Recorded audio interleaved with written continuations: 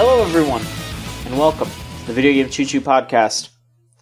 We are barreling non-stop towards another horrible number. We're only about a month away from doing another episode 69? Oh, are we? Chugga. We sure fucking are. I just felt like I should warn everybody listening that it's coming up soon. Thanks for warning. Yeah, I appreciate it. Because you're gonna need it. You're gonna need it. I'm John. I'm the host, and with me this week is Scott. I'm a wash with goo. Yeah, Scott was also with me this past weekend, or last weekend, I guess, at CEO, which we can talk about in a bit. What flavor of goo are you awash with, Scott? Either orange peppermint or cinnamon. Which, not one? There's just so many. I will say that someone, no, I'm not going to name names, did put an open sample of Gamer Goo back into the Ziploc bag where I was keeping all of the Gamer Goo. So now it smells. It was a peppermint one, so now I'm a little pepperminty. Well, it was very relaxing. While I was combing through my assorted goos. Peppermint's very good for your hair. It exfoliates and it helps with length. If you were at our CEO panel, you might understand what this is referencing, but you probably weren't, and we're gonna get that to you as soon as we can. Yes, absolutely. We promised that there will be some sort of backup of it. We recorded it nice and live, so you will be able to see all the stupid shit that we did for about an hour. That'll probably go up on our YouTube channel. If we'll see how it goes. I'm going to try and do an audio version for the podcast feed. Sure, yeah, we could have an audio version. That's probably even more of a disaster. I can't imagine having to listen to that without any visuals. It's okay. I want to before we get to the part where we introduce me, which is a very important part of the podcast. I want to go back a second. Scott, did someone booby trap your Gamer Goo stash? I think someone boobied my goo. I think someone just went in there, opened up a few packets on purpose, and then just squished the bag. It's so malicious. Wait, I think we can figure out who are our suspects. This is like a mystery. I'm not naming names. I'm pretty sure I know who it is. I'm not naming names. The suspect list can only be the member of panelists on the panel, right? Exactly. And John claims he did not touch any goo, which I think is suspect, but I'm not naming sealed names. Then that John didn't do it. I didn't touch any fucking goo. I'm sure you didn't. Did you see my hands? Look, listen. They were sweaty. They were real sweaty because you didn't have enough goo on them. Here's my fucking thesis here. All right, day one, when we went to go talk to the Gamer Goo people, I walked up and I used a little bit of Gamer Goo on my hands. My hands were uncomfortably dry. I put too much goo on there, and my hands are actually getting a little sweaty. I'm gonna dab some goo on them. Yeah, I used too much goo. And that kind of soiled it for me for the weekend. Now, I'm not saying that Gamer Goo is a fine product. We are not sponsored. Not an ad. Not sponsored. We are not sponsored. Powered by Gamer Goo. We're just powered by Gamer Goo.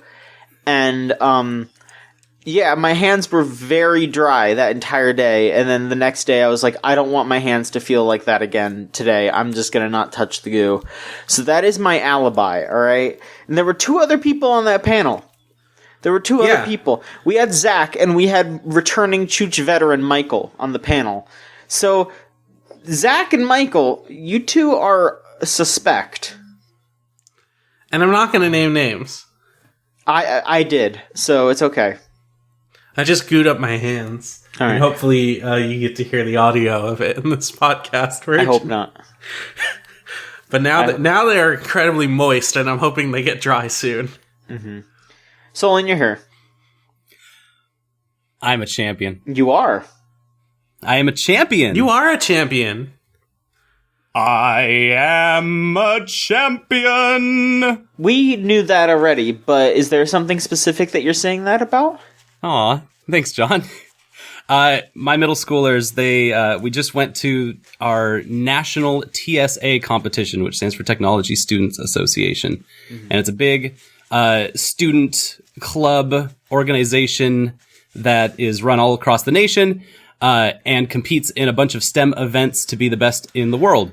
And so my students competed in the video game design competition, and we didn't get the results back we wanted at state, because the last year we won at state, and this year we did not. And so with frustration, we took our game all the way to nationals and went from being 6th place in the state to being 2nd place in the nation. Ooh. Can I ask you a quick question? Yeah. Did you make Halo? We didn't. We made something better. Oh. See, that's the thing. If you made Halo, you would have got first. And yeah, 1st place was also from Washington State, a little school called Bungie, and they made Halo. They're working on their sequel. Tough competition. Bungie. Bungie Elementary.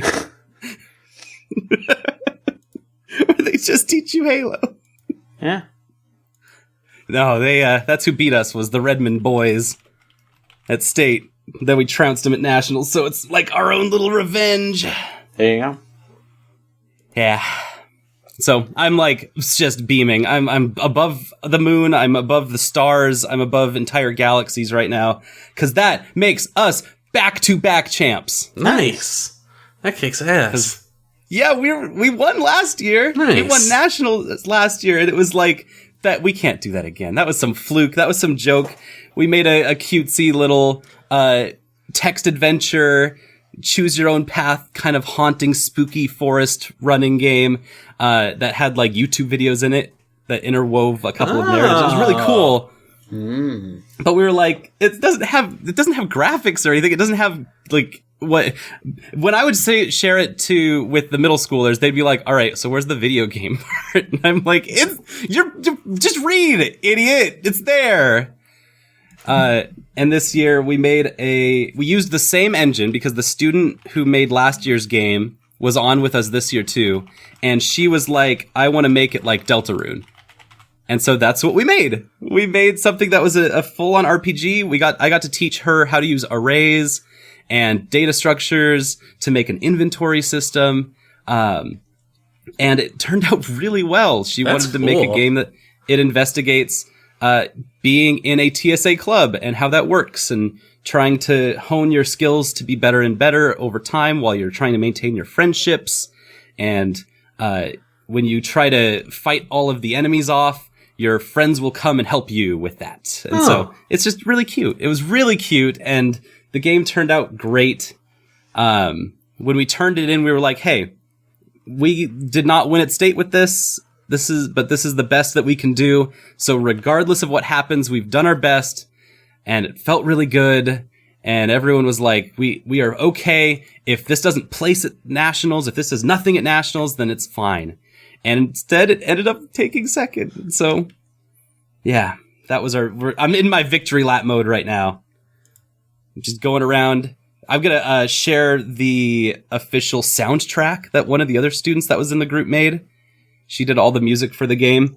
And so now we have like 14 short, like 40-second, 30-second tracks that were all inside the game. So I've got a soundtrack I can develop for them. And it'll be something they can take home and put on their resumes or put on their portfolios going into high school and going into college. Nice. That's rad. Nice. So I'm hyped. That's been my week. How about y'all?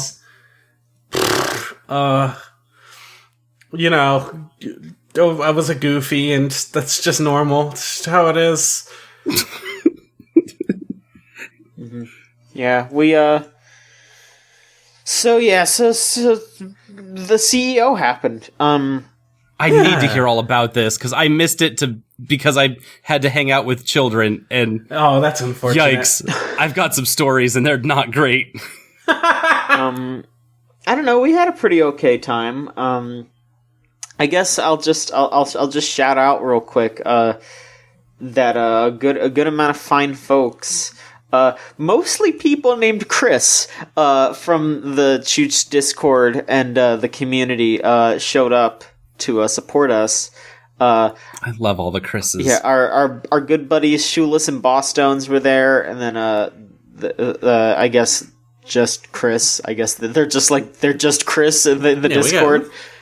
We got some Chris's. Yeah, they're all here. They were fantastic. They were super nice, super chill folks. And they put up with me doing some dumb shit. There was one point where I decided that we should go hang out at the official CEO at the last party, the closing party. And so I was like, oh, I don't want to go get my car because it's going to be a bastard to park. So let's just walk there. It's like a 10-minute walk. And so we started walking, and it was drizzling a little bit, and so we were like, it'll be okay. But then by the time we got there, it had poured all over us. Oh, no. we were very wet, but we were okay by the end of it, and it was okay, and we didn't really do anything when we were there. I have a substance that will keep you dry. I wonder what would happen if you covered yourself with Gamer Goo and then stepped into the rain. And then just walked out into the rain, stepped into the ocean. The water couldn't touch you. Yeah, wait a minute. I think we're discovering something here. We're messing around with the laws of physics. What if... Now, hang on. Bear with me here. What if you inhaled Gamer Goo and then walked into the ocean? Oh, no. Could you, breathe underwater? I don't want to all be dry in your mouth. I don't want to think about goo going into bodies again. Yeah, that's right. You did. That was a dark turn. No spoilers. Yeah. No spoilers. If Kirby inhales Gamer Goo, does Kirby become completely hydrophobic? Yes. Kirby just turns into a fucking I don't know, deep sea submersible. I was gonna say just styrofoam, but alright. If Kirby touches water, Kirby will just disappear. They're done. Do you think the LCL that's in the entry plugs in Evangelion is made of Gamer Goo? Gross. Yeah, that's why they're not sweaty. Yeah. I don't know. Can we talk about Evangelion? I don't know. What's even to talk about for Evangelion? That's a different podcast. I'm sorry. I watched it. It was good. I have thoughts on Evangelion. I'm surprised at how little hype I've heard about Evangelion from my middle schoolers, most of whom have already watched it at this point, which is weird. Because their parents are that age. Here's the thing: if middle schoolers are watching it, I would be concerned. Mm-hmm. I watched it when I was in middle school. I think. No, I was in high school. Never mind. Also, invite me on the anime pod. Come on. Let's do Evangelion episode. I already did it. I have Ava thoughts, John. I watched it for the first time. Talk about your fucking Ava thoughts here. Oh my god, don't be indignant with me. I'm not being indignant. You're coming at me with fucking flames. You're gonna kill me. I'm killing you in a flame war. Oh, okay. It was cool. It is cool. I have a feeling that my interpretation of it is way different from a lot of the established quote unquote canon that's been set up throughout the years, which is probably not super different from what other people who've read into it have kind of thought. But it's weird to me seeing I saw the thumbnail for the Crunchyroll 37 timelines of Evangelion explained, and it's fuck off. Oh, that's a dumb joke. That's a joke. Yeah.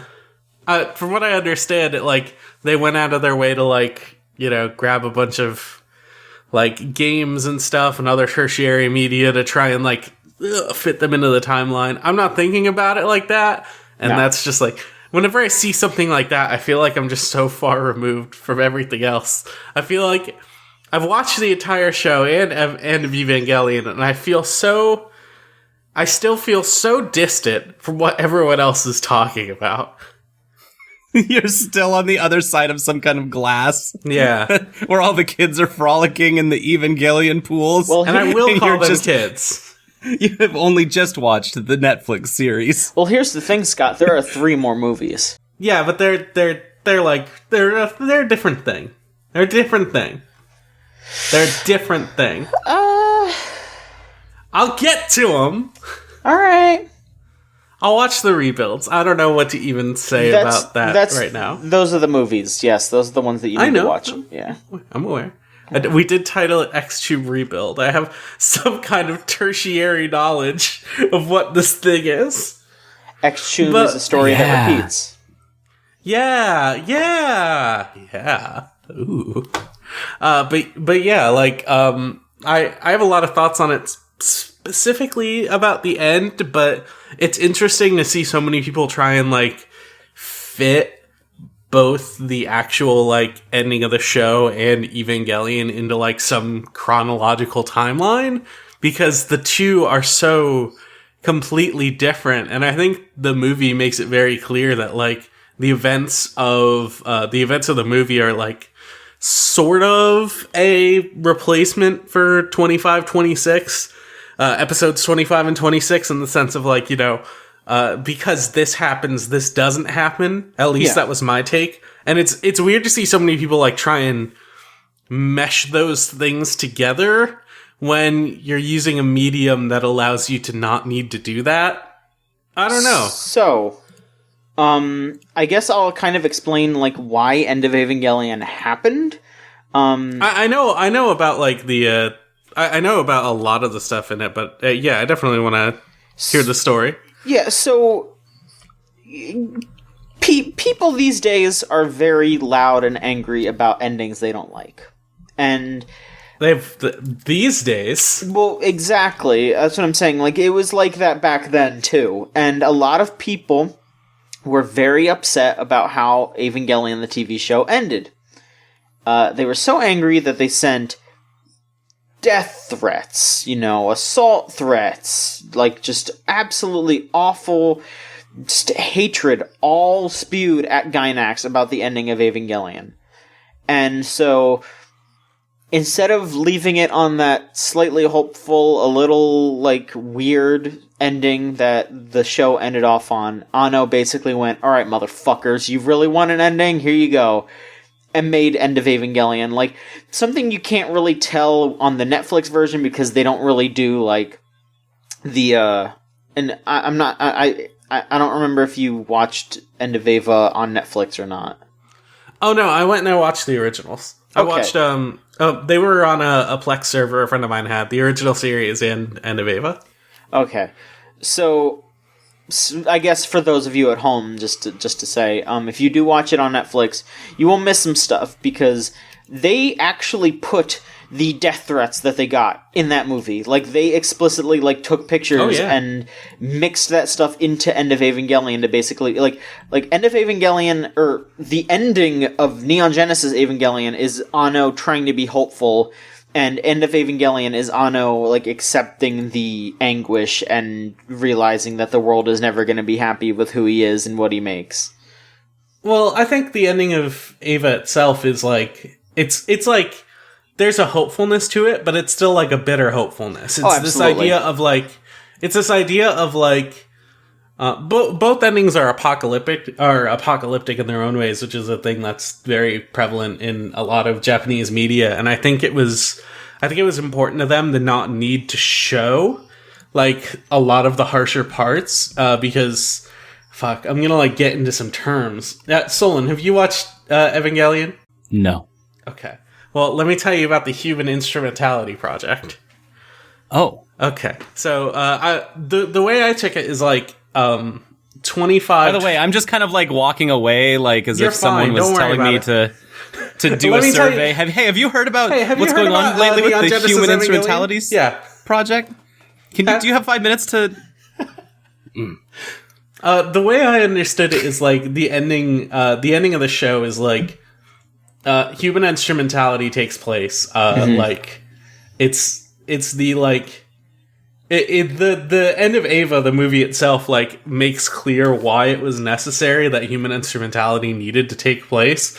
Because if you just watch the show, it just kind of seems like, spoilers for Eva, by the way. this 25-year-old show, something like that.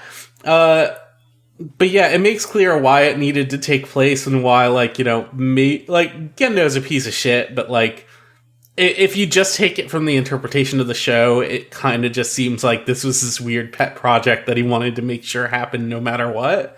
Mm-hmm. But like but End of Ava presupposes like a different idea where Ray does not let human instrumentality take place and instead allows Third Impact to take place, which is like a completely different ends. And Shinji as a character is at such ridiculous extremes by the end of those two things, where like he as a character is like depressed and like despondent, and by the end of the show, because human instrumentality took place, he had enough time and enough space and enough like openness to talk with other people because of the nature of how human instrumentality worked, that he could eventually like work through his problems, understand that he is a person who is deserving of worth and is like, you know, is ready to accept himself. Granted, in a situation that is completely far off different from what we would expect as like a normal Earth, but the idea of where Earth is by the time that show ends is so fucked and beyond repair that, like, you know, you could make an argument that human instrumentality is like probably a better way to live than what happens in End of Ava, which is, you know, nobody lives. Nobody. Everyone. Just gone. Just fucking wiped out. But yeah, like, in End of Ava, the stress of the situation is just boiling and is like pushing down on Shinji, who has always kind of been an audience surrogate character, and as a result of like the way the audience has treated Anno and the way the audience like treated Gainax at the time, became sort of like this. Shinji sort of like reflected the tones and the way the audience like talked about the show and tried to claim ownership of it, and it attempts, this is so fucking much, it attempts to like show what happens with Shinji when he doesn't have the time, he doesn't have the space, and instead his like anger and his rage and like lashing out at the world takes hold, and he becomes like humanity's last like savior, so to speak. And instead of using that for any kind of good, he does what any of the fans, or he does what any of the fans from Anno's perspective would have done, and just like, fuck it, this show isn't worth anything, let's destroy it, which is very interesting. It's actually pretty cool. There's so much going on in End of Ava. There's so much I didn't even touch on. Like, the entire show has this weird psychosexual bend to it that like fucking boils over in End of Ava, and it's so extreme, and it's like not even subtle. It's like the show isn't subtle at all. The show has like a lot of the show's like pretty deep, but like none of it is subtle at all. And like it's a dense text. There's a lot there, but I don't understand people who feel like they need to research it or look into it and to like get some kind of deeper meaning when the entire thing is just right there in front of you the entire time. And it's fucking interesting. Evan, it's a really cool show that, having watched it for the first time in 2019, I don't know if I could recommend to anyone. Which I think might be a feeling a lot of people had, but I think if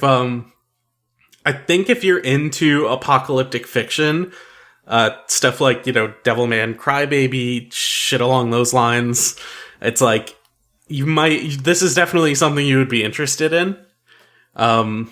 Fuck, there's so much there. It's big robots? There's robots. Oh, there's robots. Okay. Oh my god, there's so...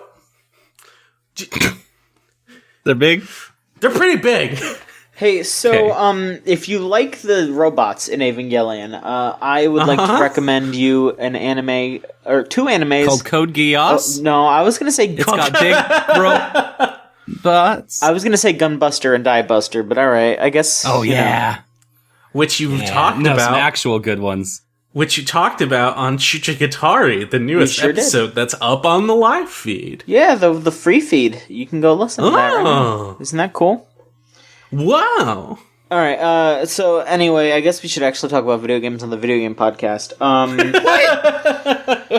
So yeah, CEO was exciting. We did our panel. I thought our panel was a success. You know, we had I thought it was great. Yeah, we had a pretty good turnout for what it was. Don't downplay it. It was good. We got people in there. People walked in and were like, "Hey, what's this?" And then they sat down and they were like, "Hey, this is good." And I'm like, "Sure, that makes me feel great." Yeah.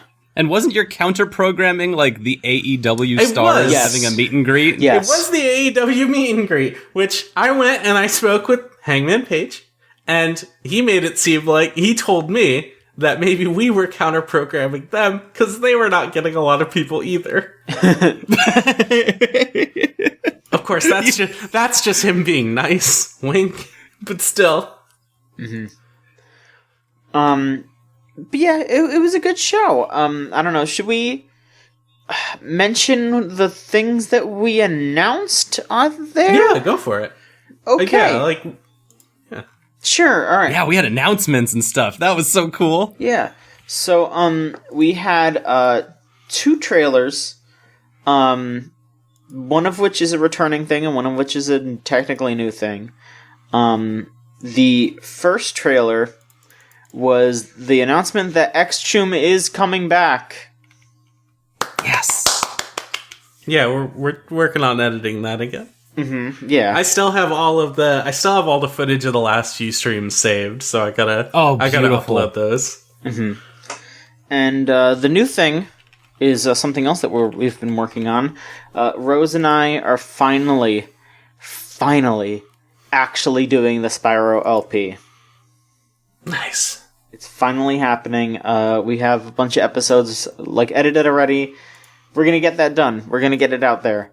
So yeah, I've heard parts of the bits so far, and you and Rose have some really good takes on Spyro so far, and their dragons. Yeah, the fucking dragon. They're crazy. A lot of them just go, "Thank you for releasing me," for some reason, which is pretty stupid. It's great. And then there's also old ones that go, "Thank you for releasing me." And I thought that was funny as hell when I was a kid. I laughed so hard. I would go back and step on the dragon again to make it talk again, and it would say that, and I would laugh again. Yeah, I would laugh so hard when he said that. That was really good. Yeah, Spyro's great, and I can't wait to show you all the whole game. And this is the original. This is the original Spyro too. I'm not playing the remaster, so we're not getting all those crisp, new, good graphics. No, we're getting those blocky original PS1 graphics, the original music, the original gameplay, everything that you'd expect from the original Spyro. We're doing that. So yeah, I want with that danged Spyro with his blocky face when his eye gets really huge and cocks up that big eyebrow. Mm-hmm. What are you looking at? Yeah. Are you playing the video game right now? Yeah, we are. Yeah. And I don't know when we're gonna start posting that. Probably soon, but we'll tell you when we start posting those. We'll probably post the trailers up over the weekend. Yeah, sure. Before this podcast comes out. Why not? If you were a mighty huge dragon from the first Spyro trapped in crystal and you got suddenly awoken out of your crystal jail cell by this tiny purple dragon, what would you say to Spyro? Thank you for releasing me. Yeah. I would probably just go, "Oh, Spyro, my legs! Oh, no." And then I would just disappear. "Oh, Spyro, I have a cramp. Please, can you get me some water? Oh, God." And then I'm gone. Just poof into dust. I think when I got frozen, it broke one of my wings. Oh, Spyro, use the gamer goo up ahead to get through narrow passages. He would get stuck. That's not how that works. You'd get stuck because you're so dry. It would work for a little bit, and then it would just feel like chafing. Stop. No. Shush. No more. We need to stop. Okay. The rest of CEO. There was fighting games, which is good. Yeah. That was very fun to watch. Yeah. Which fighting games did y'all watch? Because I was there for MK11, and that was pretty tight. Mm-hmm. Smash was pretty okay. How'd Smash do? Yeah. I was told I wasn't allowed to watch it because of the Palutena players that were there. Yeah, there was some pretty good Palutena play, and we didn't want you to have any ideas. I gotta... Okay. I'll uphold the gamer's tradition. What does that mean? Respect and empathy and loving and respecting your fellow players. Okay, because I haven't watched any like pro Mewtwo. Maybe if I find pro Mewtwo footy, we can like do like a trade off thing. You know, I think I'm a pretty okay Palutena player. My Palutena thing is I was playing her in Smash 4 when no one gave a shit about her. But now that she's meta, everyone's all like, "Oh, you play Palutena? What?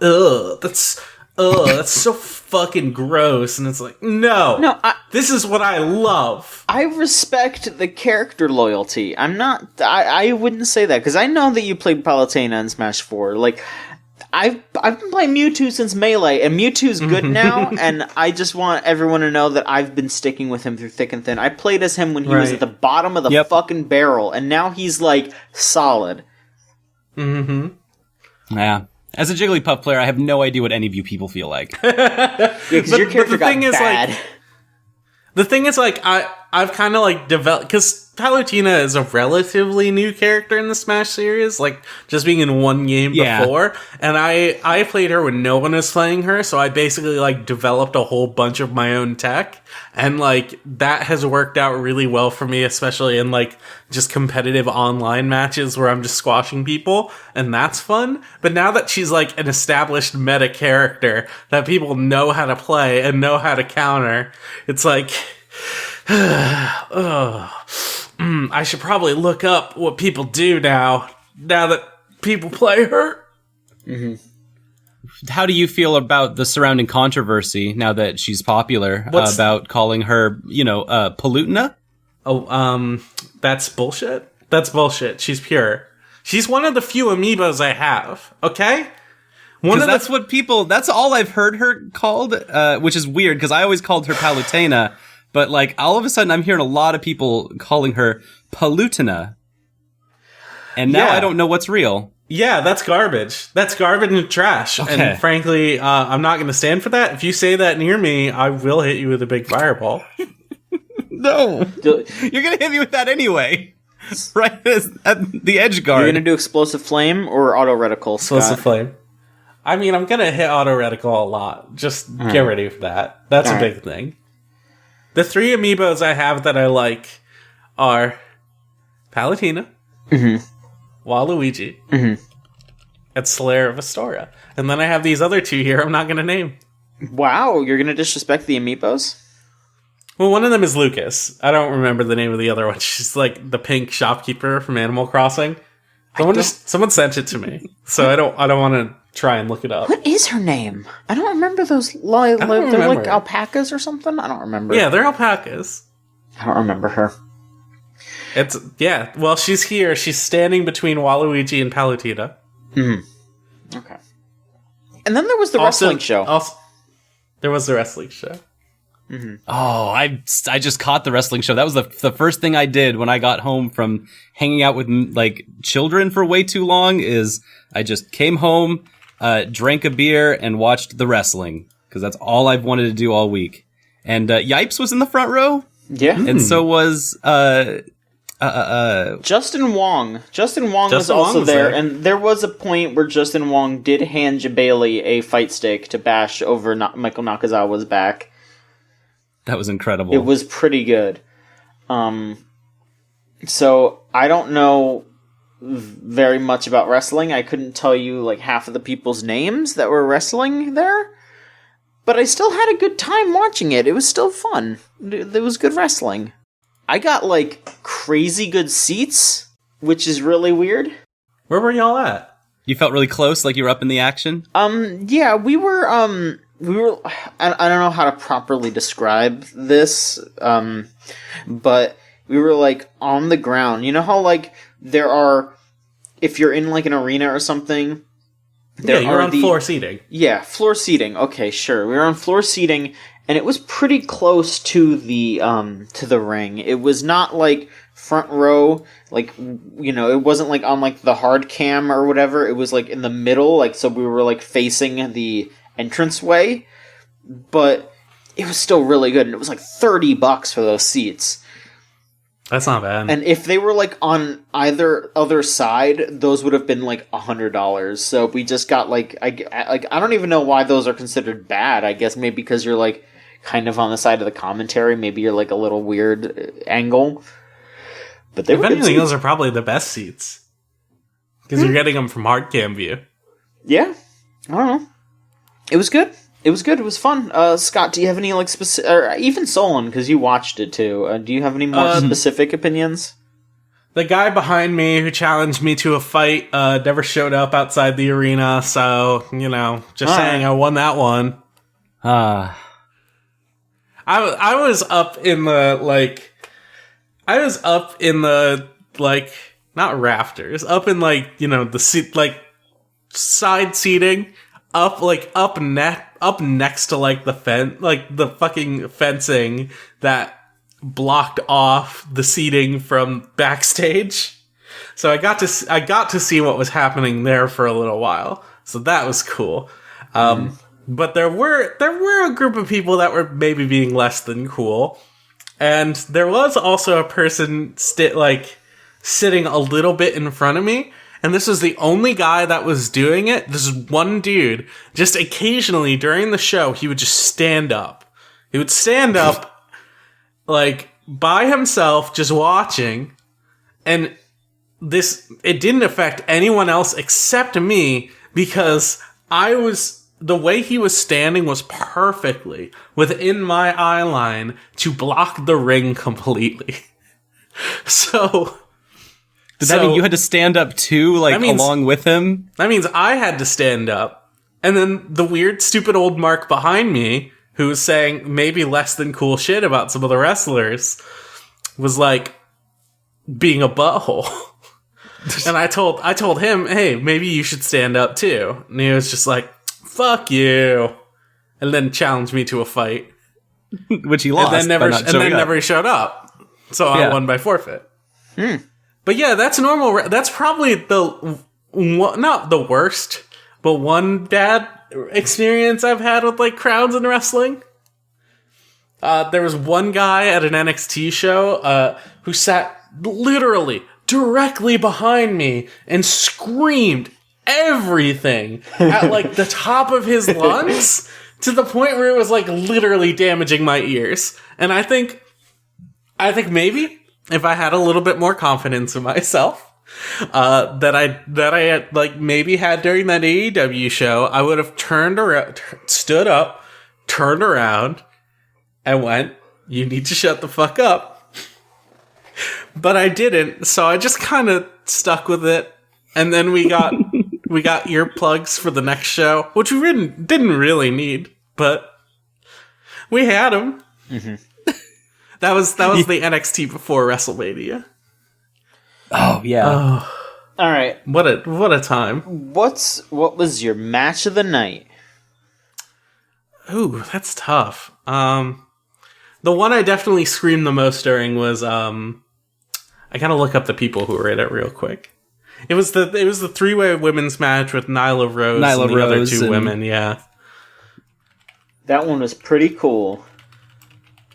That was the one I was, like, being extremely loud at because I really wanted to yell for Nyla Rose. And I really specifically wanted to yell, kill them, Nyla Rose. Kill them, Nyla. I really wanted her to kill Riho and Yukas Sakazaki. Why would you want her to kill them? Because it's cool. It really was. It's You're cool. not wrong at all. In this specific case, it felt like it was such a cool dance as it being a 3-way, but it was kind of a 2-on-1 because the only chance that the other 2 women had against Nyla was to make sure to like mitigate the Nyla factor in that whole match. It was cool to watch. It had a really good rhythm to it. I had a good time during that match. Mm-hmm. There were a bunch of really pretty 3-way spots in that whole match that were just like, wow, you can do that? Is that allowed? During the unsanctioned match between Jon Moxley and the bad boy Joey Janela, the weird mark behind me was just like the entire time just being like, you still got the WWE stink on you, Dean. Like, I didn't even know how to tell him, just like, shut up and just like watch, you idiot, just please. He's just being loud while everyone's like literally on their feet the entire match, just fucking watching. He's just like, fuck Dean Ambrose. This guy sucks. And he was doing fine. So at this not WWE show, at this AEW wrestling show, there's still people trying to like build up community barriers to like gatekeep out the WWE presence, even though it's all the same industry.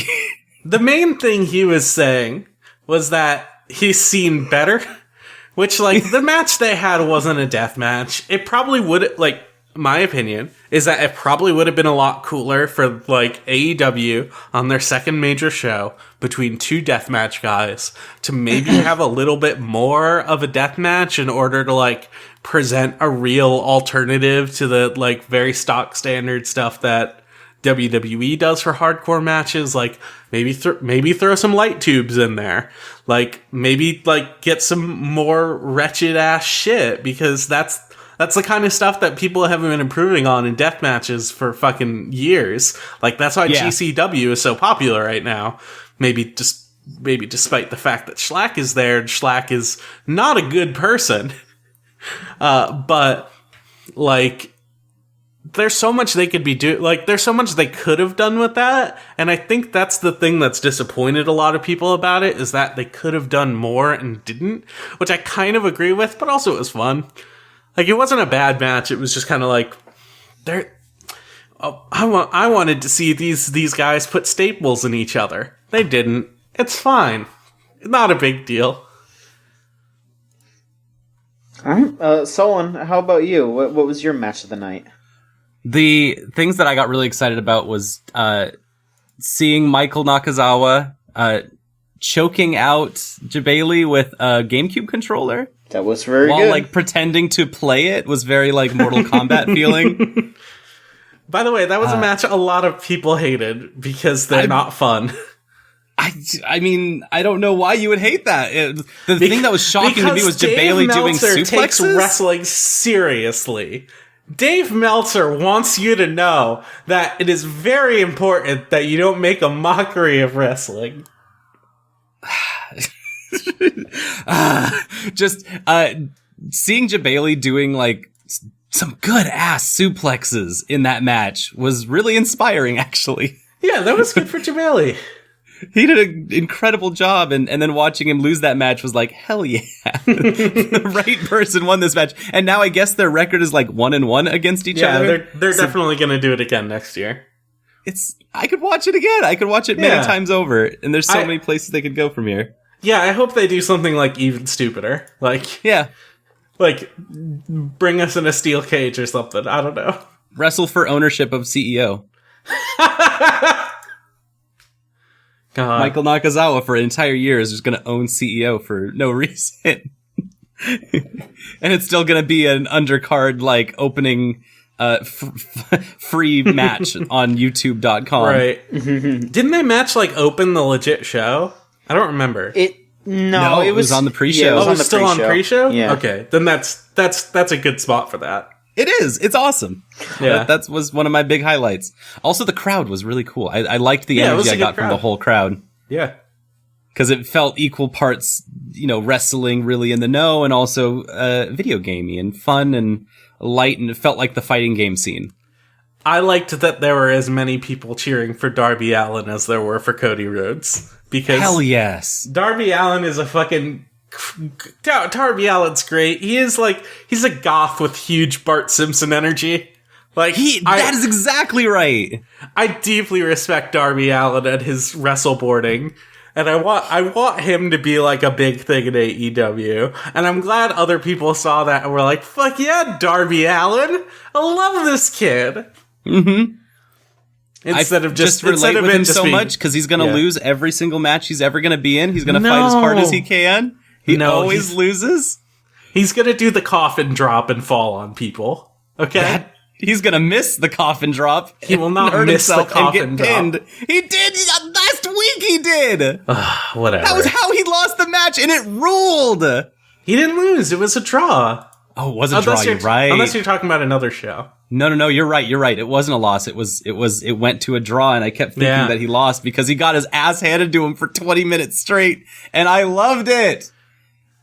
Every time that kid gets hit, he recoils 20 feet in the air in every direction. Because he's so small. He's so small. He's so tiny, but he loves skateboards. You can go on Darby Allin's Twitter and just see a fucking sick ass vid of him skateboarding probably really easily. Post it once a day. It's not hard to find. Let's see what he's got right now. Fucking pinned right here. Copy a link location. Drop it in podcast channel. Bless. There he is. Just going fucking hard. Holy shit! Oh no! This is him skateboarding off of a ramp onto a bus, and he missed the bus. Did a backflip off of a truck bed into a half pipe. Yeah, Yeah, on a half pipe. I love how many times he'll keep a thing in of him just wiping out and eating shit, but then he's back to doing some sick shit. Yep. Darby Allin kicks ass. No, he is a loser, and I love him so much. He's great. He lives in his car. He did a backflip in a fucking Starbucks. This rules. Look, I can't do a backflip anywhere around here without being in a Starbucks, so that's just a Seattle thing. And so that was that was pretty much CEO. Solon, why don't you catch us up on some of the shits that's been going down otherwise? You've been playing any games? Oh, actually, we actually canceled video games for just wrestling and anime. And so that explains the last, 30 minutes or so. But in spite of that, out of rebellion, I did play a video game. I played Super Mario Maker the second. We made it so well the first time that they wanted us, the people, to make it again. Yeah, they wanted us to make their content for them. And we're really good at it. I want to just let you know. Yeah. They gave us some really cool tools. They gave us ramps, and I've been freaking out ever since the video popped, in November or something. The trailer that was hey, by the way, now there's ramps that you can slide down. Oh, and I was yeah. Oh, ramps! And it's made everything so much better. Just like the sweet ramps Darby Allin skateboards down. You can make Darby Allin courses. Did you know? Hey, did you know that if you put a conveyor belt that's going upwards, up a ramp, you can just sit on that. You can duck and you'll slide upwards up the ramp. And if there's enemies that are doing that treadmill walking, you'll just kill them. Huh. If it's the big boss or anything, and you'll kill them at 1.5 miles per hour. It's really satisfying. That's really cool, actually. So it's just the same as the sliding downhill thing that you had in Super Mario 3 and the new Super Mario Bros. Games, but it's on a treadmill going upwards very slowly. It's pretty good. You just turn Mario into a little cannonball. Yeah. He can fly through the air. There's the new, what is it? Not new Super Mario, because that's a thing. Super Mario 3D World. Yes. Is what they added to it. So you've got the cat power-up that doesn't make any sense. And a lot of enemies that also don't make any sense. But they're in there too now. Including Cat Meowser. as like a big boss that you can fight. But That's a good boss, in my opinion. It's a good boss that makes no sense here. What sense do you need made? I need a boss that'll stay on the screen. Cat Meowser has his own like space that he lives in, and most of the time you can't actually attack him because he's like in the background making a lot of noise, or in the foreground like swiping at you while you're on a platform, which is really cool in a very specific context. And the rest of the time is just like, I don't know what to do with this guy because I don't know this game very well. I don't know Super Mario World well enough to know that like, oh, that's just the thing he does. But it's really cool that the entire, like the whole boss AI is there in this sense. It's really, I want to play around with it more. Have you played much of the story mode? So yeah, it's got a story mode, and the story mode is actually kind of sick. It's not like a Mario Bros. Game story mode where you have like an objective to save the princess and fight Bowser a bunch of times. It's much more simple than that. You're Toadette just getting is coins. anti-union in it. Toadette is anti. Well, Toadette is the foreman of the operation. Scab, okay? No, she's not. She's a fucking scab. Let's not mince words. Toadette is not a fucking scab.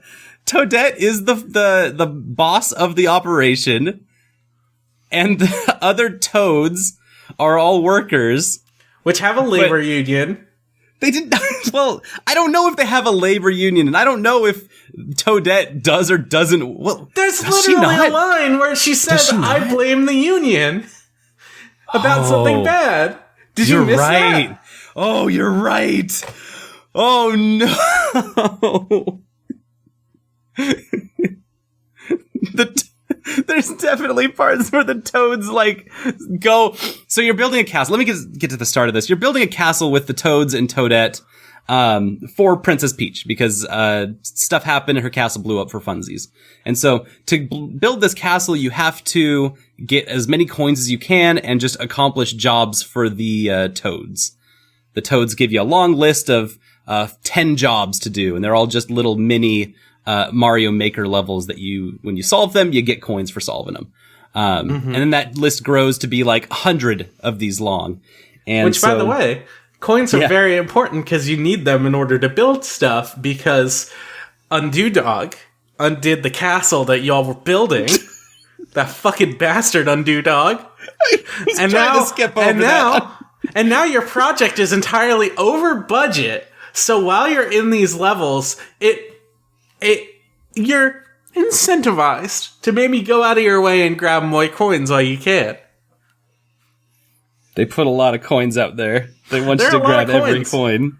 There's one level I did where like you have to like, if you open a certain amount of locked doors, you can make it to the exit, and then like, oh, here's an extra pipe here. If you go, there's a bunch of like little puzzles you can do to go grab it, to like go and see if you can grab everything. And then there's like, there's a little pipe here.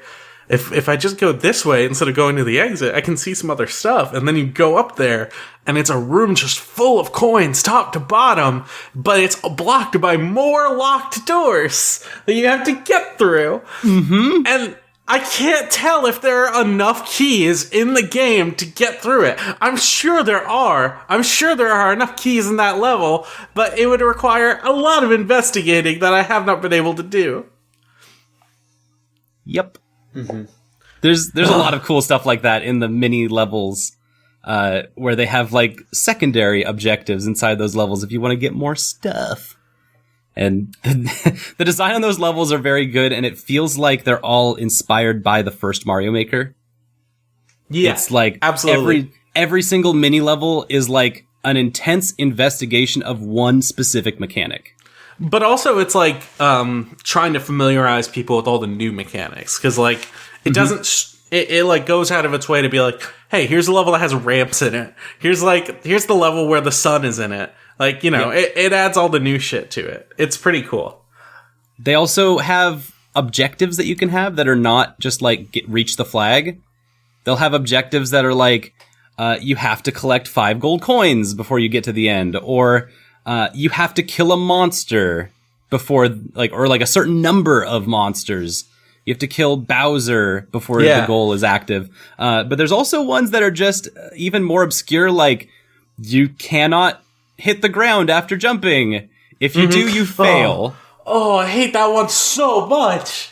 And so I have like extreme contempt for the no jumping allowed level. No jumping allowed in this Mario game. I was so pissed at it. No jump zone. Unreasonably bad.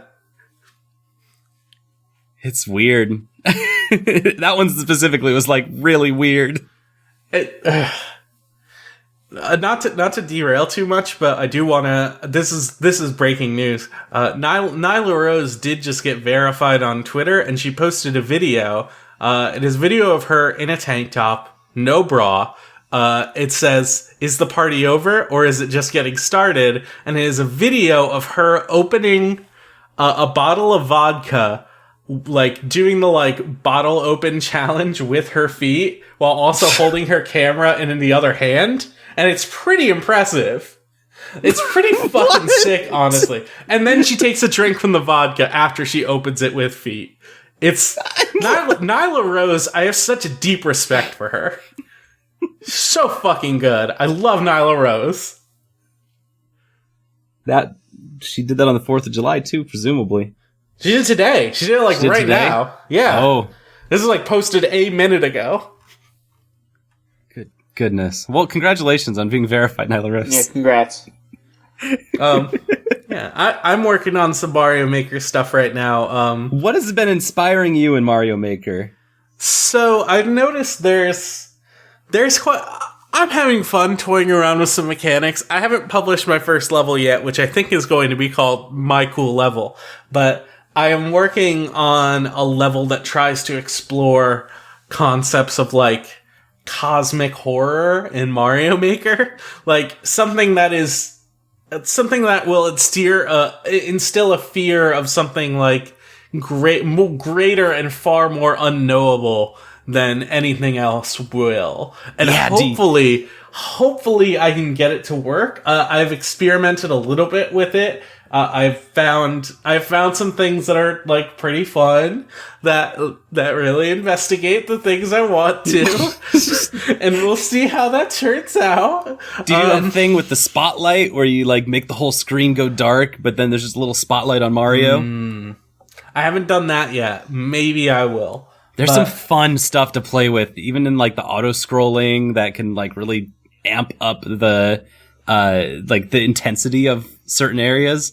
You can just be like, hey, just this part is just an auto scroller for like 5 seconds. It's cool. I wanna finish that and upload it and see what people think, because I've seen other people upload like tone pieces in ways that are really cool, and I hope people enjoy what I'm working on as much as that, maybe. Tone pieces. That sounds cool. Yeah, but also in part of the story, a friend of mine has been working on a series that is investigating the timeline of Mario, which is like, you know, a silly concept. Like it's a joke concept, but they've taken it way too far. And I feel like this game is fundamental to the timeline of Mario. Really? What? Yes. In what way? How do you even... There's not even enough text to... Is there enough text to support that? It is implied in the story mode that this is the game where they first build the castle. That is Peach's Castle. That is Peach's Castle. Like, that legit. Is Peach's Castle, which is an iconic castle that was like made popular in Mario 64 and like has shown up in a ton of games after that, like in that same form. Mario Kart.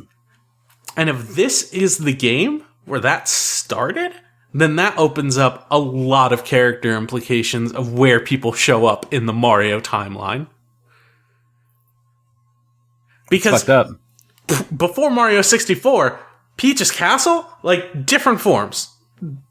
They showed a bunch of different Peach's Castles. Like there's a weird ass castle in Super Mario 64.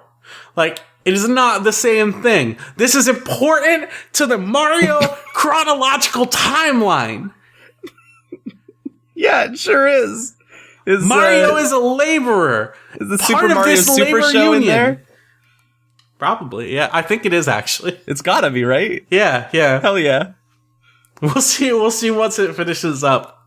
That show, by the way, is Mariology. I think it takes a little while to, like, get started because it's them being very thorough and investigating, like, every single game individually and where it sits on the timeline. So that can be a little long and probably a little, like, you know, a little boring to some people, but I think it's good fun if that's the kind of thing you're into. Yeah. Go check that out. That's on YouTube. Mario wears the construction hat. Yes. But he doesn't actually, like, build anything in the story mode. He just gets the money. The Toads build everything. Yeah. Yeah, he's the fundraising guy. Yeah. He's the person who's balancing the budget and making ends meet for Toadette.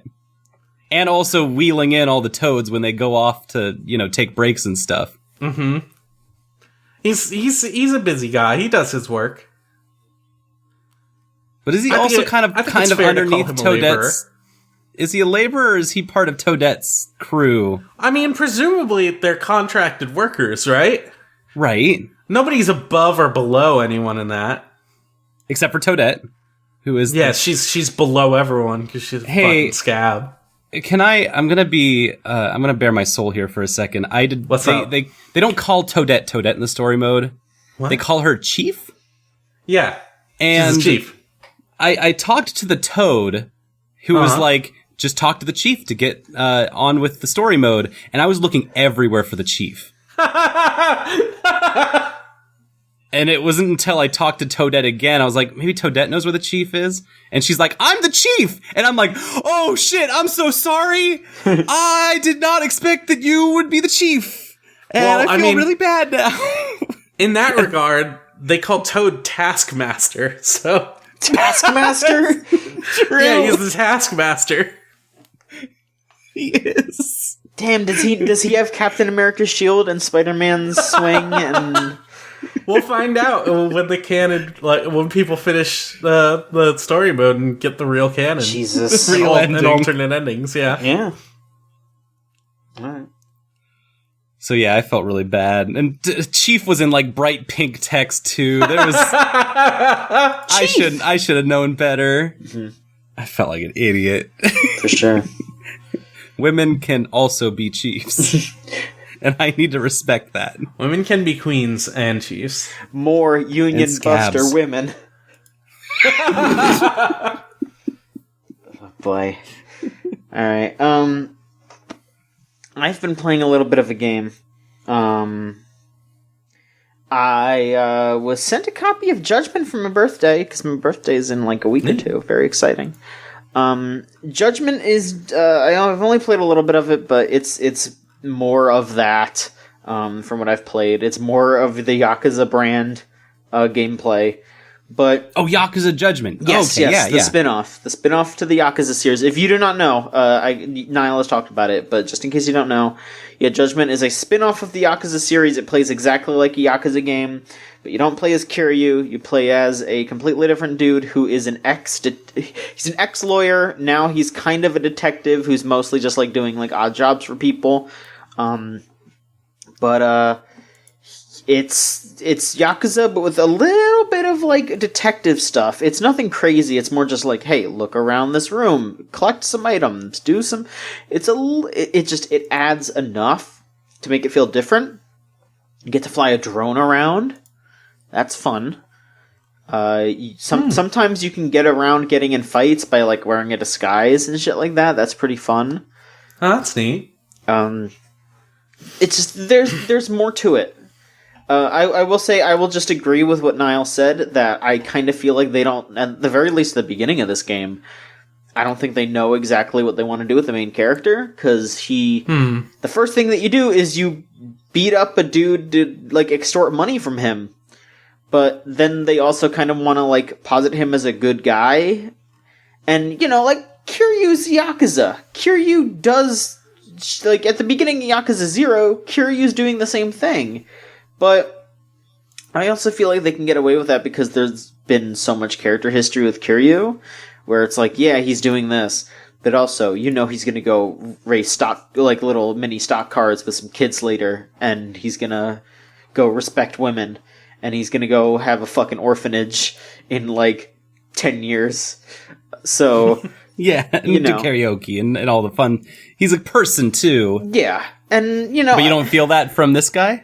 At the very least, not at the start. And I don't think that's the game's fault. I think it's kind of just the type of game that it is, and how they need to kind of keep up with what Yakuza is, while also introducing new characters. And it's like, hey, you're gonna want to like this guy, you're gonna want to hang out with him, you're gonna want him to do karaoke stuff, but it's also gritty, so you have to, skirt the law and hang out with all these other Yakuza guys and all this shit. So it's a balancing act, and at the very least, at first, it feels a little tipped towards the bad guy kind of thing.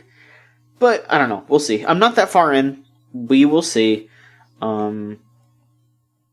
But I, like, straight up, I'm still okay with getting one of those games, like, annually. I'm still not sick of it. I'm really still not sick of it. Like, every single fucking time I go back to Kamurocho, I'm just like, I'm home. This is right. Like, aww. I feel like one day I need to go visit Japan just to go to the, like, city or, like, the district that Kamurocho is based on, just so I could walk around those streets and just be like, yeah, I know where to go. Because it's pretty... I don't know how, like, close it is, but I'm, like, 90% sure if it's, like, as well modeled... Like, if it's modeled off of it as well as it should be, I bet I could get around that district with zero problem. I bet you could at this point with how much you've played. I mean, like, just Yakuza fans in general could probably just do that. Yakuza, yeah. But yeah, no, I love those games still. I'm interested to see what is going to happen with the franchise, with what's going to like. They've already announced that there's going to be a new Yakuza game that is not Kiryu. It's his name's like Ichiban. Oh. I think the guy's name is Ichiban. Yeah, so there's going to be a new dude, and that also kind of worries me because I don't know.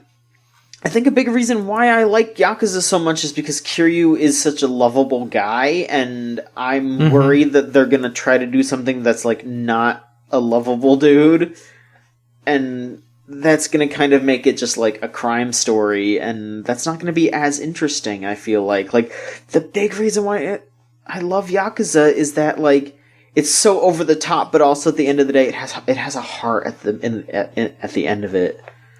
So, I don't know. There's also the fact that, like, Kiryu as a character has been, like, endeared to people for a really long time, and when you, like, try and switch to someone new, you don't have that connection, like, immediately established, and it would, like, switching to any new character in a game where you're, like, you feel so attached to one person is generally always jarring.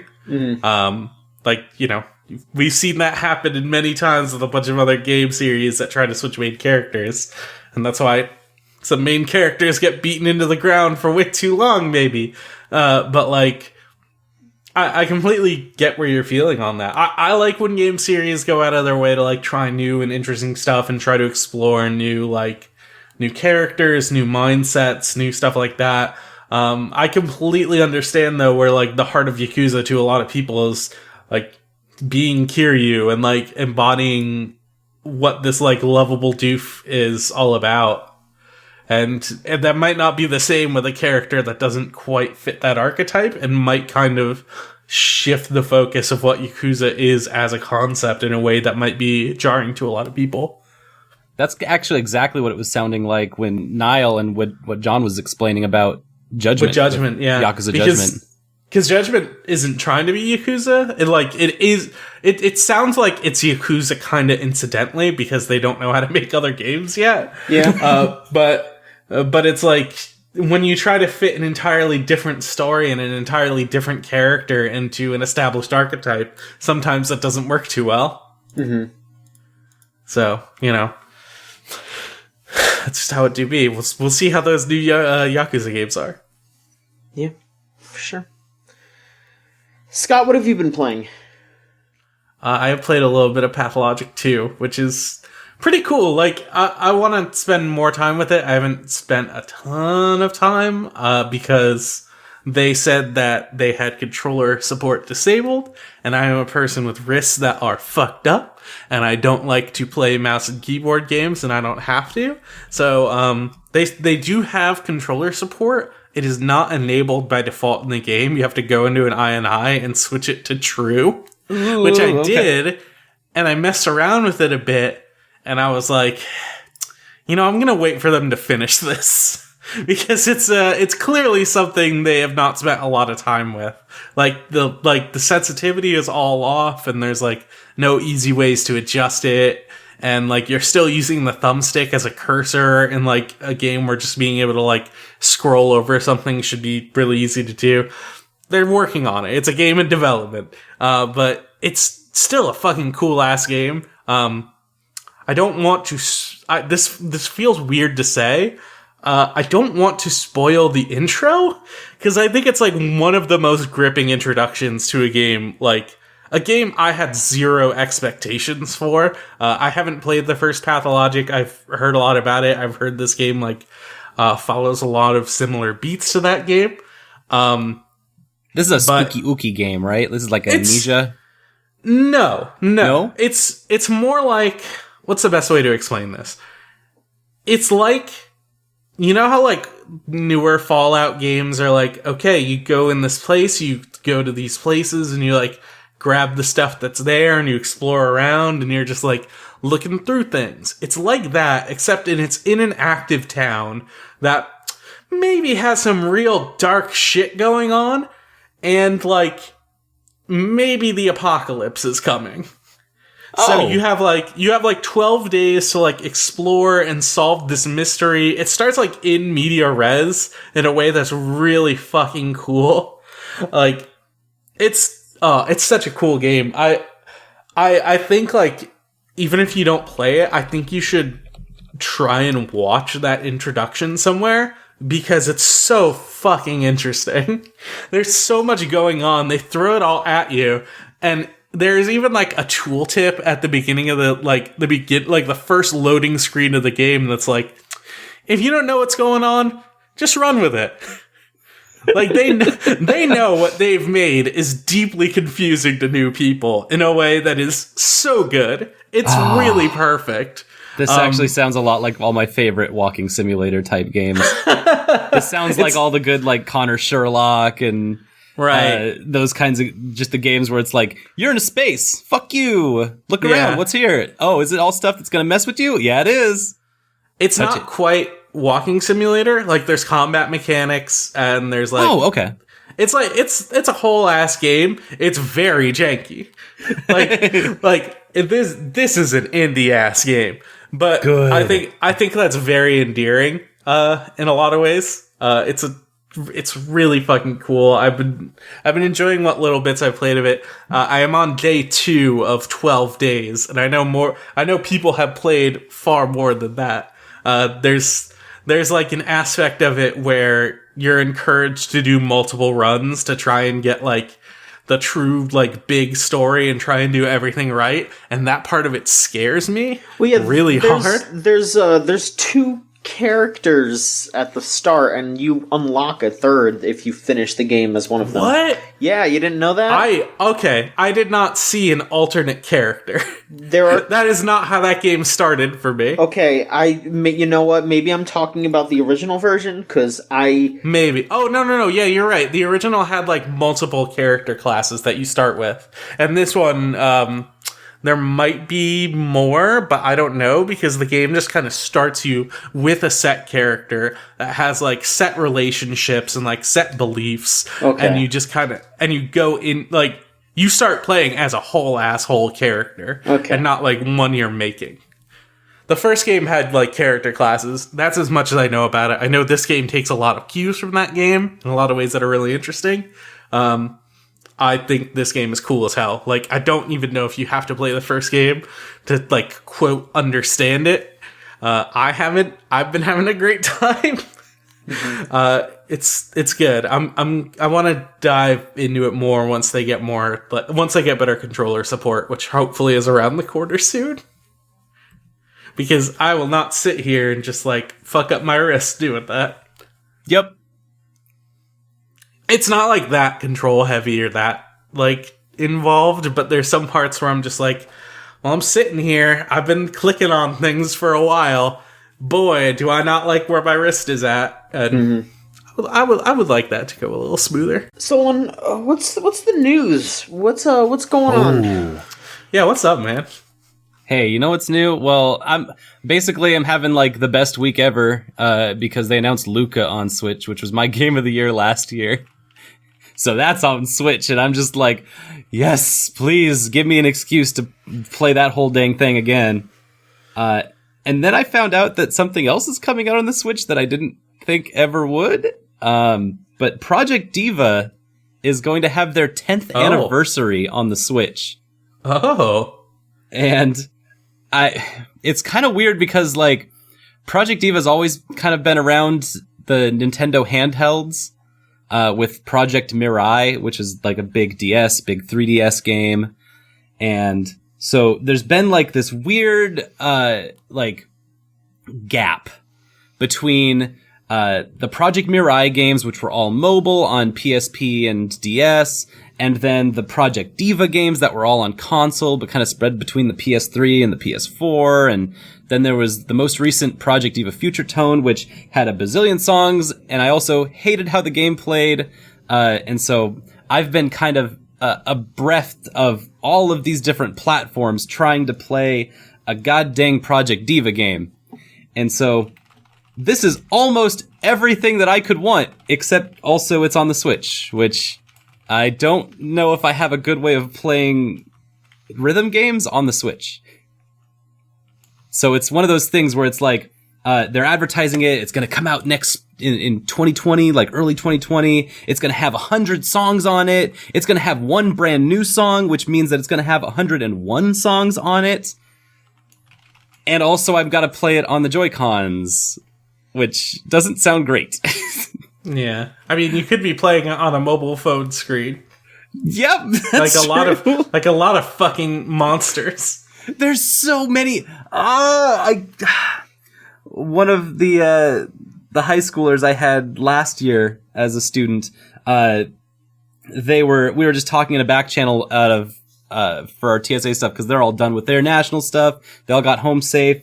Everyone survived, which was great. And then they were like, oh, I haven't gotten out of bed yet. I'm still just playing rhythm games in my bed. And I'm like, why? You're playing on your phone. I know that it's great. I know you're playing some great K-pop rhythm game.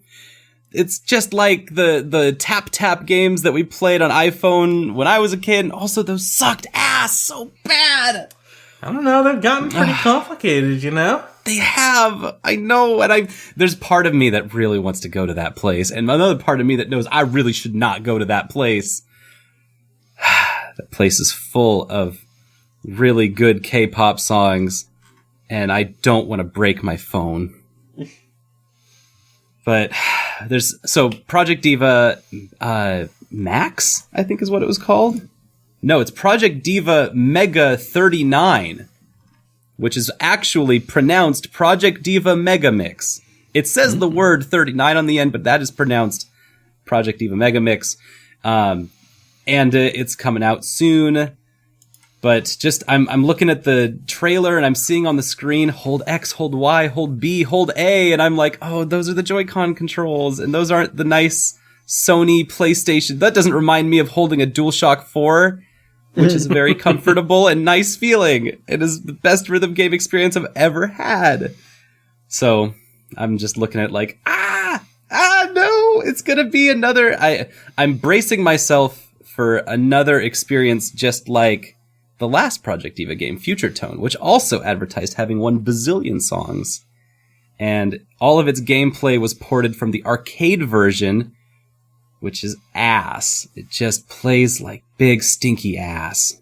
Even though the songs are great and I love them. And I will suffer through them, just because I like listening to the songs, but yeah, no, I'm starving out here for some new Project Diva that I just want it on the PlayStation 4 with a controller that I really like using.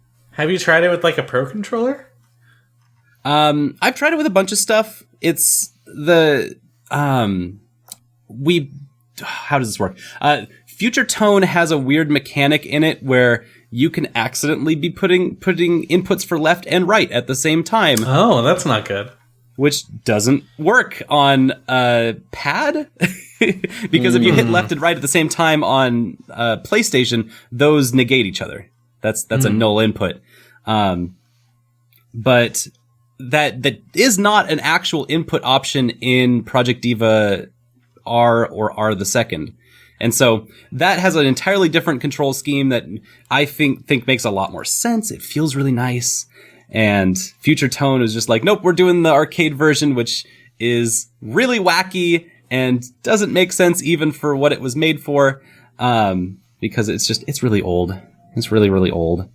And so I'm scared that they're going to go back to doing that again, but also maybe they won't. Maybe it'll be just fine, and I'm just worried about nothing. Mm-hmm. Okay. Also, I'm scared I'm going to have to play it on the Pro controller for the Switch Pro controller, which is not as great as it should be. Mm-hmm. Has a lot of problem with dropping inputs. Which a rhythm game will definitely test that, for sure. Yeah, for sure. So yeah, that's the Switch news. All right. Let's see here. All right. I think it's time for John to, okay, so there's two things I want to talk about before we go to question, I guess. Okay. Let's see here. First off, so Sony pulled some really weird shit this past week. The PlayStation Plus games for July were announced. They were Horizon Chase Turbo, which is an arcade racer, and which is a ripoff of the Forza game, right? Forza Horizon. I don't know. Maybe. I don't know. Is that the idea there? Who knows? And then the other game they announced was Konami's Pro Evolution Soccer 2019. So, all of a sudden, which I guess must have come from people complaining that the PS Plus games this month were bad, because I don't know the exact quality of those games, but they did seem a bit lesser. PS Plus has been a little bit of a... it has not been worth the money, some people have been saying. No. So, instead... Sony decided at the last minute to pull Pro Evolution Soccer. Not they did not add a game.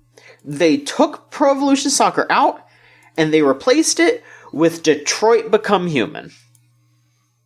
Which is a net loss, in my opinion. Wait, what? I don't think that's an opinion. That is just a fact. It is a worse game. It is a bad game. It wasn't good in the first place. Let's be real here. I don't think a lot of people were super excited for Pro Evolution Soccer and some kind of Horizon race game that looked like it was kart racers. I don't know. But once you throw Detroit in there, I don't know about that. Not sure. I'm just imagining there's just a ton of pissed off Italians that are just like, I wanted to play some fucking soccer. Well, here's the thing: is like people were legitimately pissed that Pro Evolution Soccer was pulled because like there were people who wanted to play that game, and like Konami put out a statement like saying this was all Sony's. This was all Sony's choice. Like we didn't have anything to do with it. The decision was made by Sony Interactive Entertainment, so please make that inquiry to them. Mm-hmm. Is what was said by a representative of Konami, which is. A weird kind of just straight up pointing at that company and going, yeah, fuck them, Pro Evolution Soccer heads. It's just so weird because the offering to a lot of people seemed very bad, not something a lot of people really wanted. There's some okay stuff in PS Plus. I think you're right that it definitely gets overshadowed by competition. I think the Nintendo sort of NES Netflix thing is like a pretty good deal for what they offer, and that's like only $20, and you just have like that whole catalog. And at the same time, like Xbox is offering Game Pass, which is like much better than it like has any right to be. Where like Sony's alternatives are PS Now, which is a pretty compromised game streaming service in my opinion, and the free games they give out, and the free games have been they are what they are. They're free games. Well, they're not free because you're technically buying them, but they're a little bonus compared to what was the norm before, which was you pay a service and you just play the games. Because that's how online works now. You gotta pay to be online to pay to be online. But, you know, people have been, like, very opinionated about, like, what comes out of the free games and, like, how that compares to other offerings. I've seen, like, long spreadsheets of, like, here's the games of, like, here's every single one of these games and what you get out of it compared to, like, what you get out of other services. And, like, dropping the PS3 and PS Vita games from their selection meant ostensibly that, like, you just weren't getting as much, which, you know, there's less people playing PS3 and PSP games, but some of those games, like, at least once a month were cross-buy. So you were getting on the regular, like, at least 3 PS4 games, like, monthly. And one of them was usually like a little indie title that you probably weren't going to play in the first place. But like the other two were like, here's some like fairly big name title that you probably heard of that is like that no one's buying anymore. And then here's something else. So instead of Pro Evolution Soccer, they dropped it for Detroit, which there are people who like that game. I think they're wrong. I feel like, to be unfair to Detroit, that is a game that is not worth nearly as much as Pro Evolution Soccer 2019. Because I agree. It's been free for months. Yeah. Everywhere, on every platform. I have been able to receive it many times over this year on any platform. It's like, why? They can't convince me to play that game. I'm fine. I watched a Let's Play. It's bad. Yeah, no, I don't know what kind of value that game could offer to Sony, other than it being strictly like list pricing $60 so that they can say that their bundle is worth $60+ every month. Yeah, it doesn't actually make sense. Like, especially community wise, like of all the games to replace it, for it to be this game that has been on every bundle ever for the last 6 months. I mean, wasn't it like almost free when it came out at one point? Like it was part of the PS Plus bundle before, wasn't it? I think it has been before, yeah. Yeah. I'm not sure though. Hey, on the Xbox side, I can hit a big button that just says "Surprise me" anytime I want to play a video game. And you know what? I hit the button. Cool. Doodle doodle doodle doodle. Oh, I can play Fez for free right now if I wanted to. That's neat. That's a cool game. I don't want to. Let's surprise me again. Diddle diddle diddle diddle diddle diddle. I can play Undertale. Did you know Undertale was on the Game Pass? I didn't know that. That's a good game. You could play Undertale. I didn't know I could even play that on my Xbox One, but apparently I can. I ain't here to show for corporations, but so to get your shit together. Yeah. From Concerned Gamer. Diddle diddle diddle diddle diddle. I don't know what that game is. Which game? What Bomber is it? Crew? Bomber Crew? Is that like a Bomberman thing? No, it kind of looks like a voxel game. I don't know. I gotta look into it, I guess. Undertale, though. It looks like a flight game, maybe? Yeah, it's some kind of like strategy game. Yeah, it's like a flight game where you drop bombs on things. It's probably cute. This looks kind of fashy, honestly. Yeah. Forget this. Diddle diddle diddle.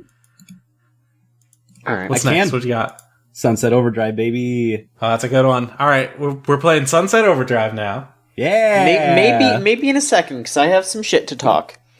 What else has been going on, John? What's the other news? Because that's some fun news, but I feel like it's only going to get funner from here.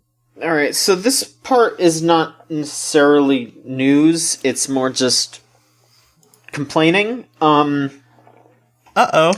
So, during E3, as we know, Junichi Masuda announced that the Sword and Shield Pokemon games will not have all the Pokemon in them. They won't have the national decks. People have been just awful about it. I understand the being upset. You know, I don't know if all of my favorite Pokemon are going to be in Sword and Shield. And that is a bummer. And, I wish it was different. But people are just fucking horrendous about it, and it is getting really, really bad. And I don't know. I don't know all the specifics. I hate how many people are trying to be like, the graphics they look like an N64 game, and they could fit all the Pokemon on there because the animations look bad. It's like, y'all, they have to fit, like, there's gonna be at least like 700 fucking characters of Pokemon in that game. There is so much work that you do not understand that goes into these games. And it upsets me so much that people just think that they are in the right. They don't understand how game dev works, how, human beings work. And, I think the only argument that I can get behind is people saying, hey, Pokemon should not be annual. Because I agree, Pokemon should not be annual. Yeah. But my take on it is that, like, I feel like every Pokemon game has had this interesting ideological purity of, like, hey, it's all here. Like, it's just gonna be all here. And you're not gonna have to worry about it. You're fine. Just come in, play your Pokemon game. You're gonna have to jump through some hoops in the late game to get the ones you actually want. But this is the real deal. So the idea to be that that's limited, especially when there are other, like, side games where it's been a little more limited, like Pokemon Go or Pokemon Let's Go, is, like, disappointing.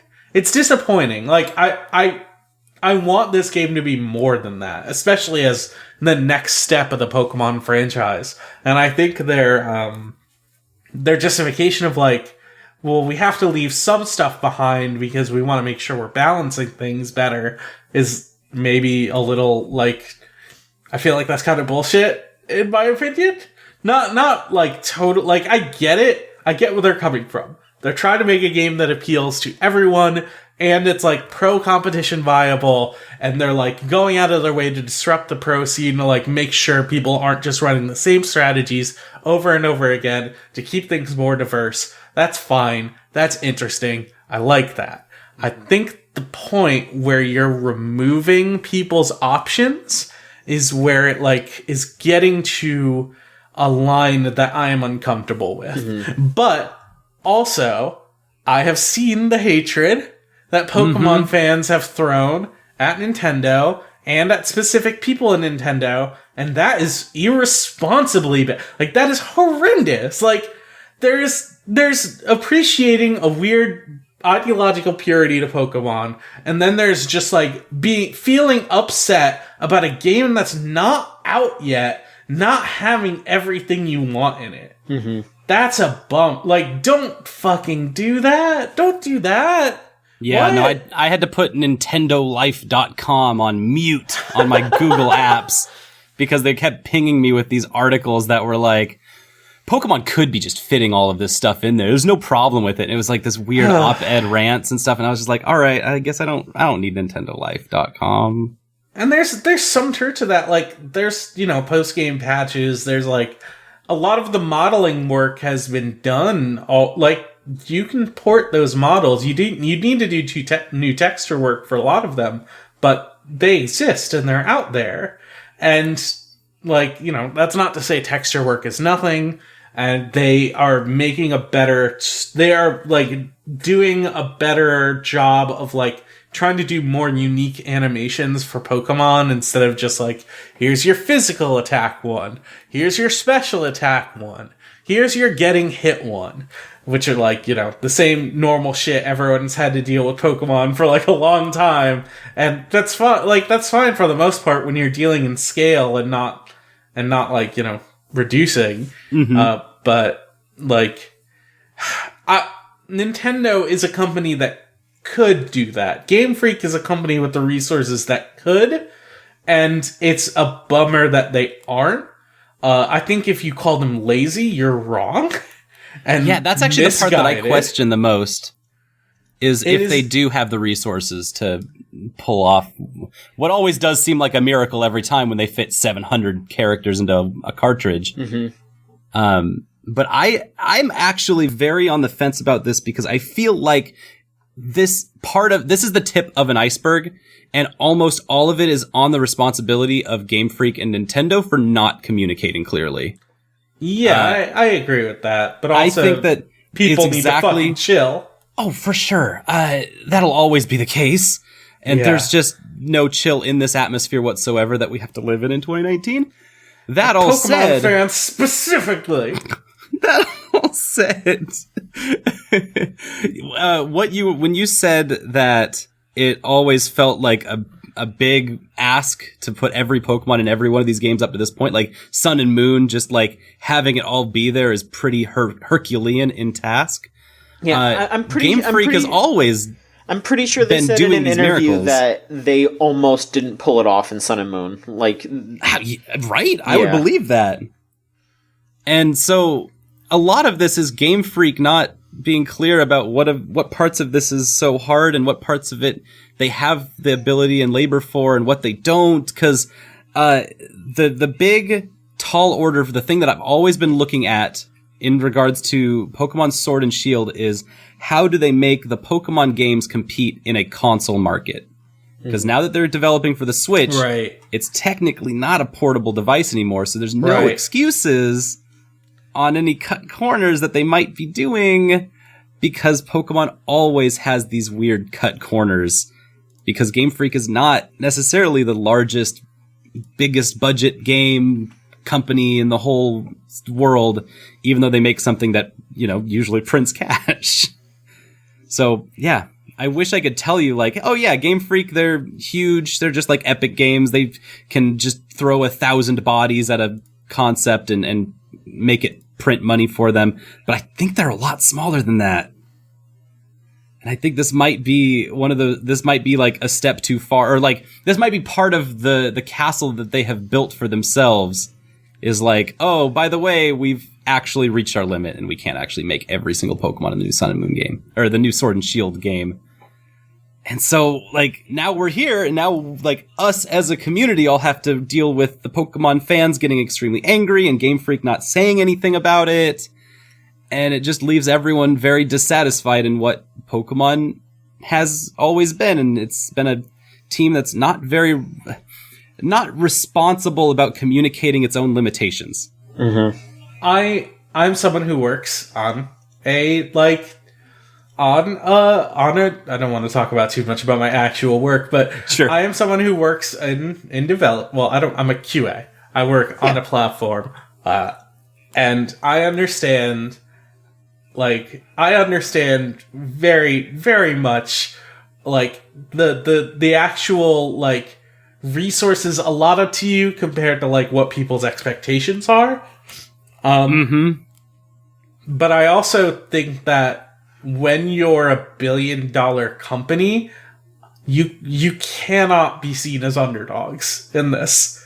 Like, I think once you start to fill out that narrative, you're doing a bit of a disservice to what it means to like giant companies like this having the ability and having like the access to things like most other, like, smaller developers won't.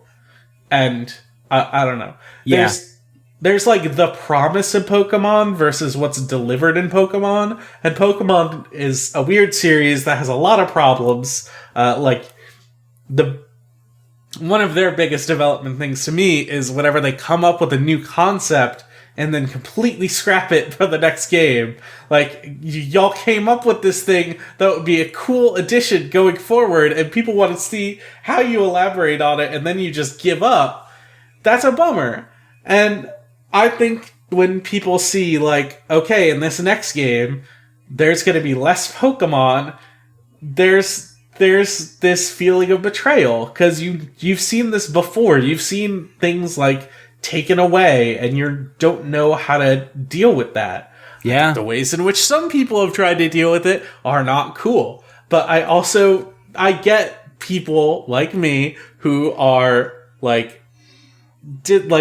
dissatisfied and a little bit upset that the game that they're ostensibly getting in a few months is not going to be, like, perfect. It's not going to be the best it can be.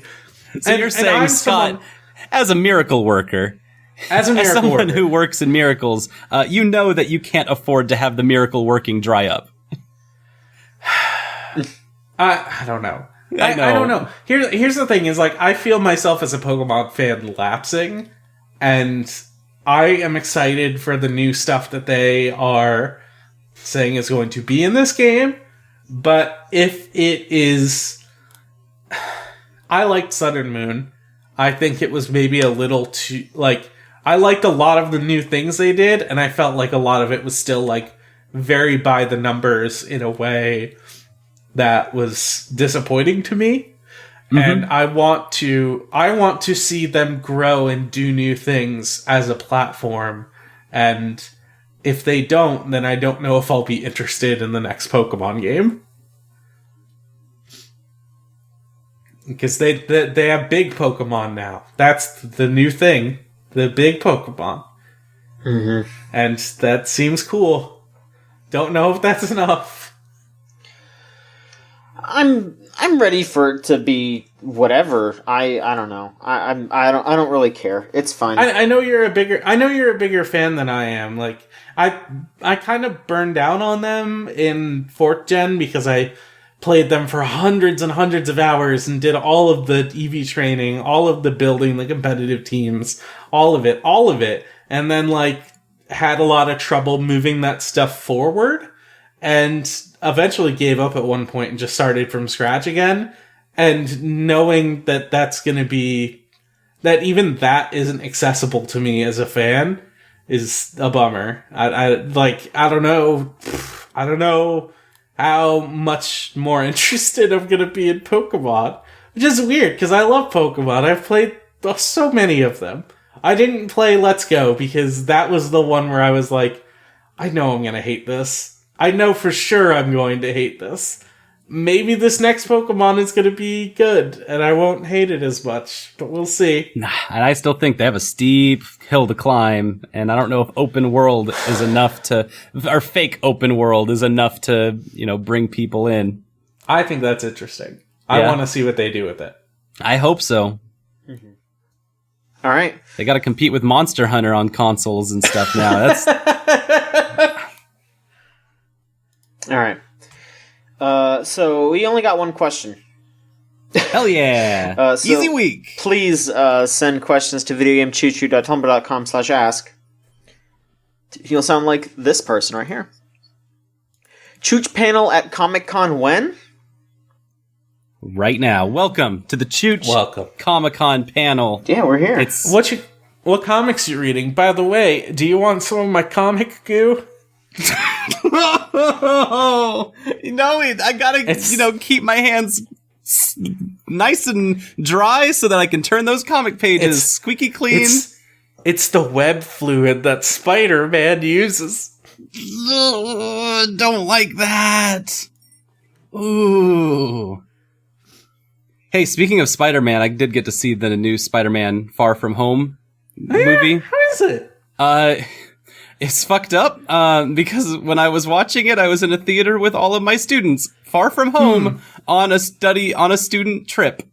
And so, they kind of captured the You were feeling. just like, it do be like that every time Tom Holland was on screen.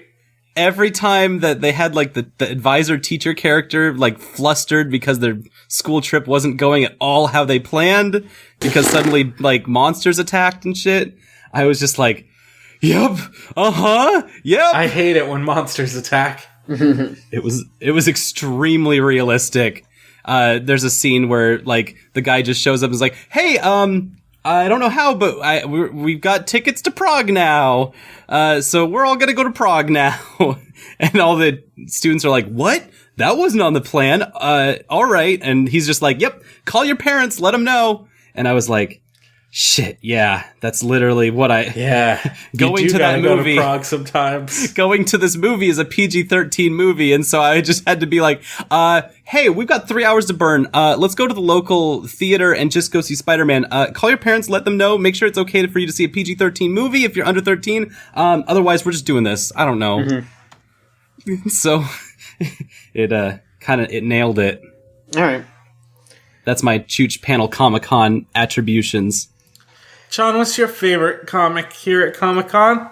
I like Doctor Strange a lot, actually. Oh, what's your favorite?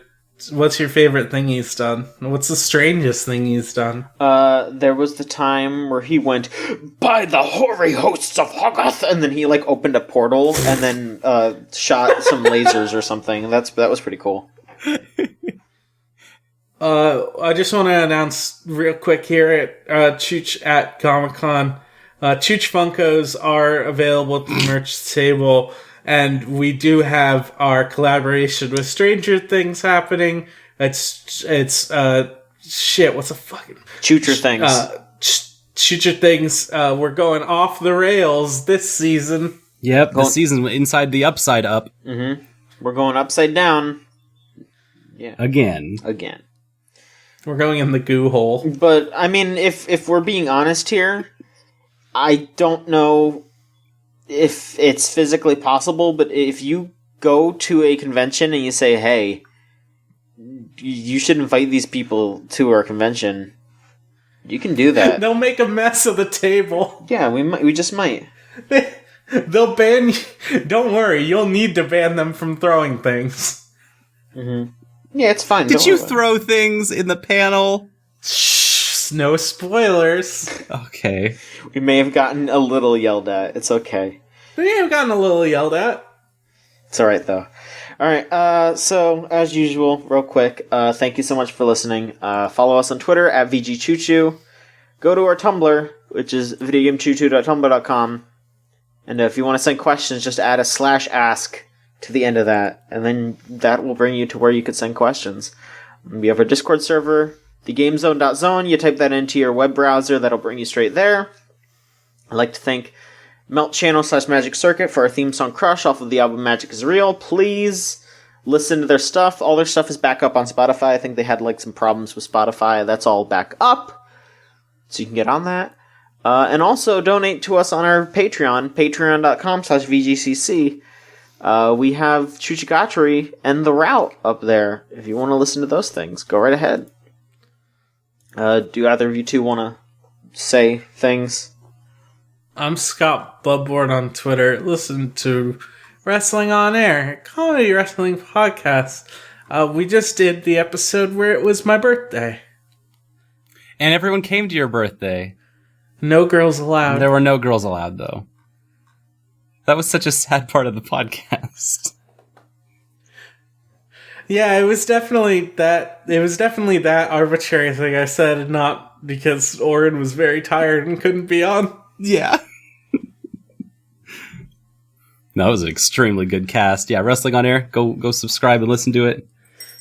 I'm Solon Cubed. I'm not Solon Cubed. I'm Solon Face on twitter.com/SolonFace. And so if you check out my face there, you'll see that I'm probably in the middle of streaming Final Fantasy, because that's just what I've been doing all year, and it hasn't stopped. They keep having more Final Fantasies. We're up to 7 now, so that's what we're streaming next, is Final Fantasy 7. And other than that, yeah, just check out the social feeds and go to thegamezone.zone if you want to know what I'm up to at any given time. Alright. Alright, and that should do it. Thanks again, and we'll be back next week with another episode of the Video Game Choo Choo Podcast. So long.